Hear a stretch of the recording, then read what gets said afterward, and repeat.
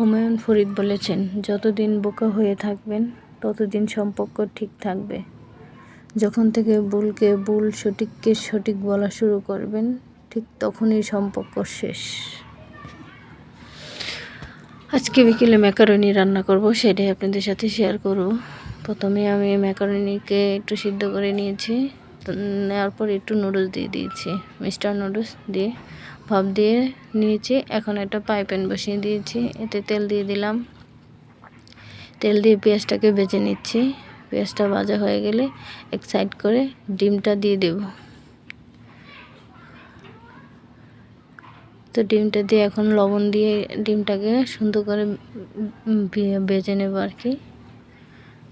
ডিমটা একদম ভেঙে ভেঙে ভেজে নেব, একদম টুকরা টুকরা করে নেব ডিমটাকে।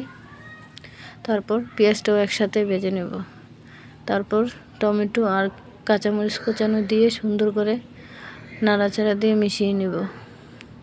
তারপর একটু লবণ, একটু হলুদ দিয়ে একটু সুন্দর করে আবার নাড়াচাড়া দিয়ে ভেজে নেব।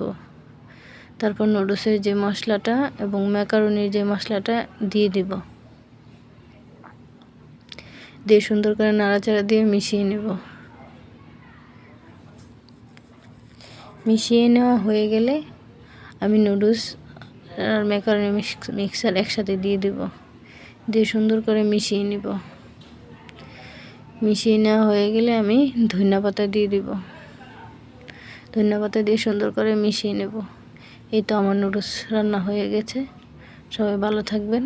আর আমার কথায় যদি আপনাদের কোনো খারাপ লেগে থাকে অবশ্যই ক্ষমার দৃষ্টিতে দেখবেন, লাইক কমেন্ট করবেন অবশ্যই। আসসালামু আলাইকুম।